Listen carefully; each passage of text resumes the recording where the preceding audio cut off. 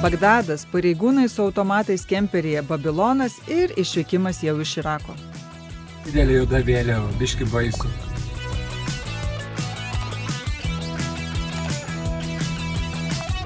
Koks kelias išvažinėtas. Irako sostinė, daug mašinų, šurmulių ir žmonių. Šis miestas jau nebėra toks jaukus ir jis tikrai nepradedantiems keliautojams. Kas kaip nori, du pečiai priešais. Nusprendėm pataupyti savo nervus ir nevairuoti. Tai pasistatėm kemperį šalia parko ir išvažiavom su taksi miesto tyrinėti. Deja, taksistai čia yra neraštingi ir nemoka naudotis navigacija. Su policija, su visko aiškinamės, kur yra senamiesčio turgus. Ir jisai nori vežti mums kažkur kitur. Bagdado viena iš gatvelių. O kaip čia man patinka, tik nežinau kodėl. Nu, labai savotiškai. Gavau burgerį su bulvytėm. Nugargam. Kainavo €1,5 toks užskonis. Tuk turėtų prieš eismą važiuoti, jis ir važiuoja prieš eismą. Policininkas aido. O, sako, Oi, vaidyti. Atvažiavome dar kitą Bagdado vietą. Čia gatvės maisto yra, kaip visada prekyba, visi kažkuom prekiauja, taiso. Nu, žodžiu, veiksmas. Fainai. Baigiu. O čia, kaip suprantam, degalus laiko. Apie saugumą pamiršti reikia.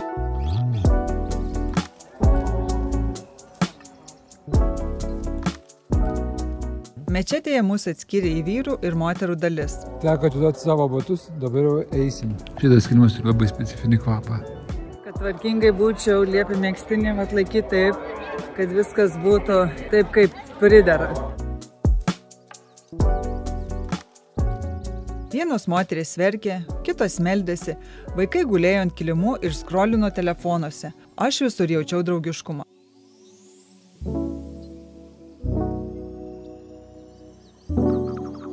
Nepatikėsit, kalena ir kaba mumis vaišina vėl, nemokamai. Šitas bičias. Thank you.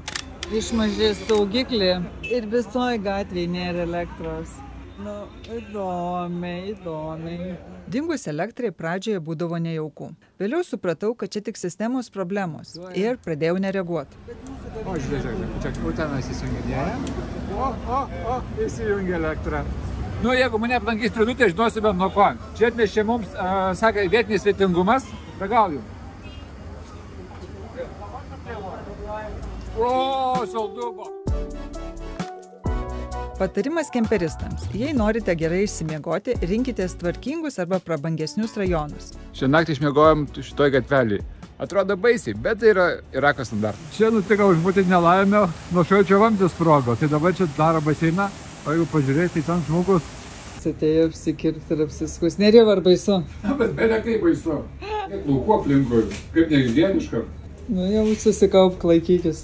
Va tuo nerėjau išmokė šukų. Nu atsisok.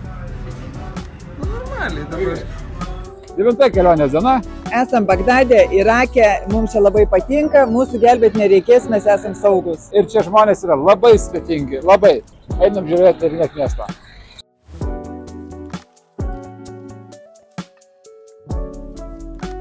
Tenai mokyklų autobusas atvažiavo, su vaikais tai girdžiu, turist. Kaip bežiolė, va taip žiūri, mumis žiūri ir šnapždasi kažką. Nešnapždasi, jie garsiai šneka. Atvykome į Bagdado muziejų. Daug eksponatų buvo tik kopijos, bet ko tikrai nepritrūko, tai žmonių dėmesio. Reikėjo labai daug fotografuotis. Čia vėl paveiksluosime su merginom.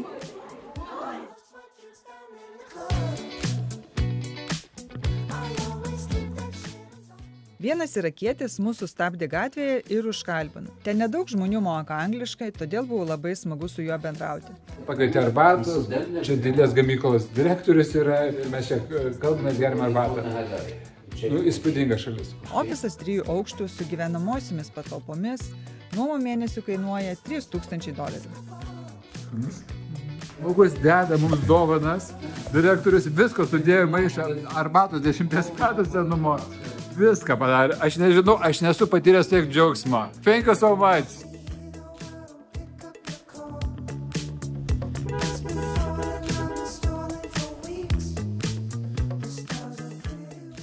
jau mes kažkur tai valandą laiko išvažinėjame iš Bagdado ir dar neišvažiuojame. Bet gal čia dar sutapimas, kad nauji metai ir po darbo? Nežinau, bet pavyzdžiui, čia Google Maps neveikia, nedirba. Waze'as veikia blogai. Tai veikia, tai neveikia.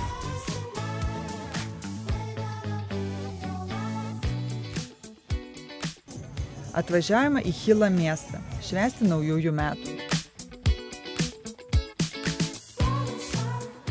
Buvo žmonių laivuose, vyksta groja muzika ir šoka tik tais vyrai. Moterys sėdi, labai greitai plaukia, labai greit sukasi. Irakiečiai visur verslas. Čia prekiauja per naujosius metus. Karolina sako, ar čia kartais nėra vien tik tais vyrų tiltas. Pažiūrėkit, kiek daug moterų. Viena tik tais. Vyksta arbatos ruošimo ceremonija. Alkoholio nėra, bet visi mėgaujasi arbata.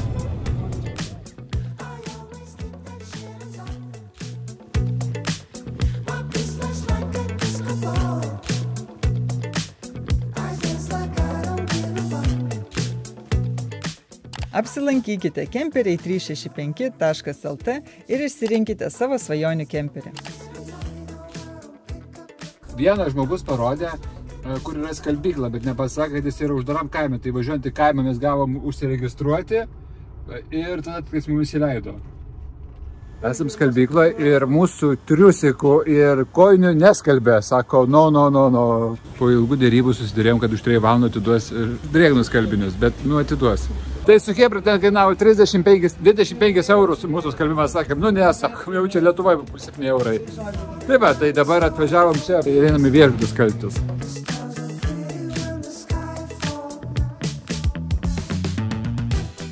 Sustojame nakčiai ir pareigūnams pasidarė įdomus mūsų kemperis. Vieną kartą atėjo patikrint, yra standartiniai klausimai. Pasas, iš kur esi, kur keliauji.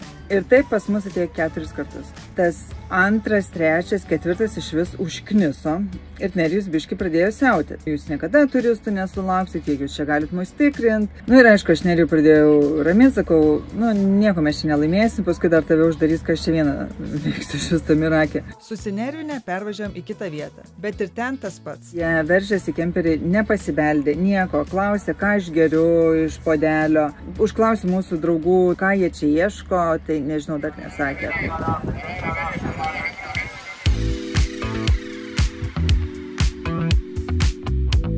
Pramogų parką įėjimas kainuoja kažkiek tų pinigų. Apie saugumą čia nekalbam, žmonės atsistoja.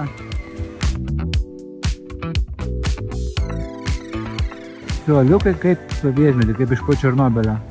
Netyčia užėjau į šventyklą, buvo tiesiog įdomu, bet žiūriu, kad visos moteris su juodaisiais nuometais, tai nejauku. Gerai gal, kad Karolina nėjo, nes labai jau įsiskirtų.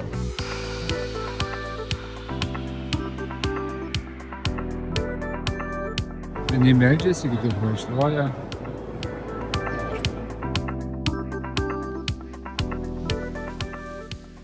Esam tokiam paprastesniam miestuke, vis tikrinu, ar iš nugaros kas nors nepadegs manęs, dar kas nors neatsitiks. Viskas čia gerai. Bet man kažkaip nejauku ten, kur yra vien tik moteris juodai apsirengusi. Manau, klaidingai aš galvoju, bet šit gal iš filmų likę įvaizdis, kad čia yra nesaugu. Mašinos kėbulė moteris važiuoja su vaikais, bet miega. Irake yra tiek šiukšlių pakely.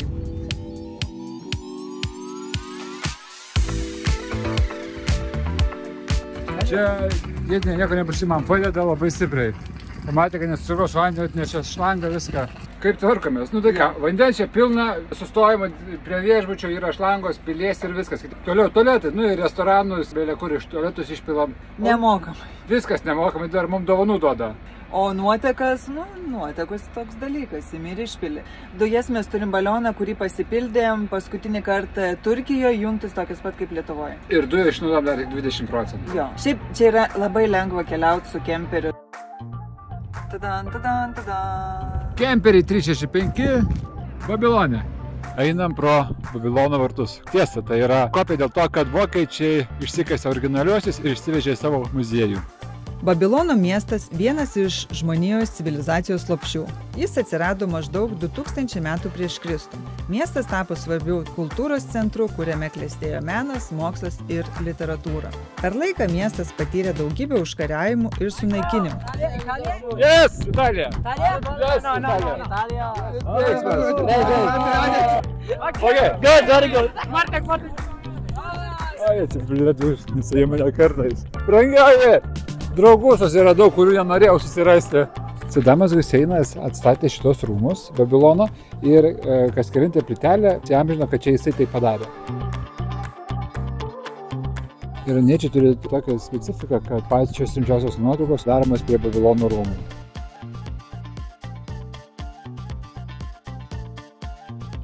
Babiloną aplankyti tikrai verta. Čia gyvena tik vietiniai, tad tikrai kitoks jausmas.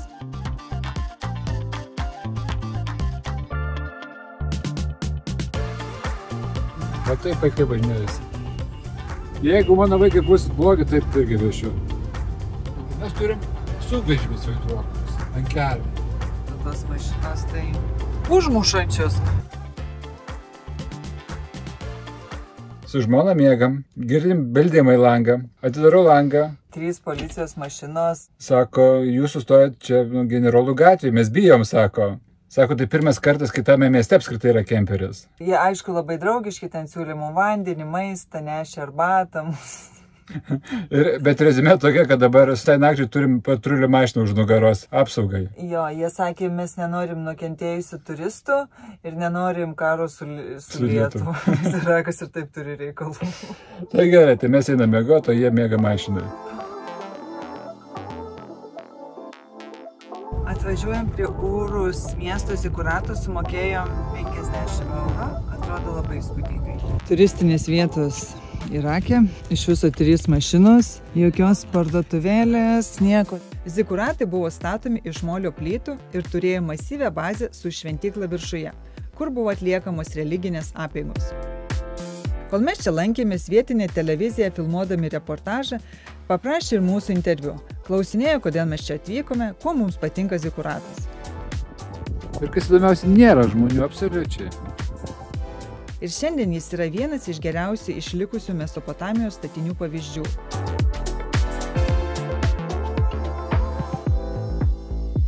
Jau ir kupranugariai pasirodė. Smagu? Kameliai. Kur mano skraidantis kilimas? Įvažiavimas į miestą daro didingus vartus. Jiems reikia tos didybės. Pravažiavom tą pointą per maždaug nežinau kiek minutę, išgirdo Lietuvos pavadinimą, sakė, važiuokit, nes nežinau, kuriam pasaulio gale tas yra. Buvome netoli naftos gręžinių ir pamatėme ugnį, tad nusprendėme privažiuoti ir pažiūrėti iš arčiau. Matyt, užsukome į labiau saugomą teritoriją, nes prisistatė apsauga ir policija. Tenais 5 žmonės, o dar kitas ten nuėjo skambinti, žiūrisi, tai įdomus dalykas. Policininkas atsisėdo su mumis. Ir mes dabar važiuojam kažką tikrintis. Mūsų mašina važinėja su automatu. Liugan. Kariškis su automatu bandė išsklaidyti įtampą, rodė savo šeimos nuotraukas ir buvo labai draugiškas. Mus nuvedė pas kažkokį pareigūną į kabinetą, buvau labai pikta ir nesusilaikiau. Karolina čia apšaukė pareigūną kažkokį, kur sėdi kabinete. Direktorius didysis ateina, neprisistato, nieko mano vardo reikalauja. Aš ir taip labai šiam fako dar neparodžiau. Neparodėjai, bet nedaug. Aš taip tvarčiausi. Jisai šipsojosi, atidėjo pasus ir sakė geros kelionės. Įsigando. Bailys. Aš nemanau, kad įsigando. Sudėtinga priprasti prie tokių dažnų policijos tikrinimų, bet žinoma, kai keliaujam, turime susitaikyti su to šalies taisyklėmis. Taip pat ir elgtis pagarbiai su to šalies gyventojais. Juk patys pasirinkome čia atvažiuoti. Dar vienas testavimas irakietiško skanuku. Atrodo kaip snickersas, bet iš tiesų tai čia yra pyragas su šokolado ir tyliais riešutais. Snickersas žymiai geriau, bet čia nemažai žmonių išdūrė būtent dėl to. Pirmiausiai man užduodamas klausimas, kaip aš vairuoju kemperį, kaip čia man kaip moterį, ar ne per didelis. Tai va, Irake su viena ranka vairuoju. Tikrai, kai įpratau prie gabaritų, nebėra jokių problemų, yra lengva, paprasta ir tiesiog reikia įpročių. Esam Basroj, čia išgaunama labai daug naftos ir kiek čia yra automobilių salonų, Nežinau, dabar kokį 20 matyt pravažiuoja, bet visiškai kitoks miestas, atrodo turtingas, švarus. Kiek sumokėjau čia Irake už pilną baką kuro? 13 eurų. 26 centai už litrą. 26 centai už litrą. Jau atvažiavome į San Juaną, Kuveito pasienį. Jaučiamės truputį kaip Meksikoje. Labai daug šviesų spalvų ir papuvę autobusai. Šitaip jūs komentavo. Nežinau, jeigu čia pasienio postas, tai wow. Bet gal ne. Toliau vykstam į Kuveitą.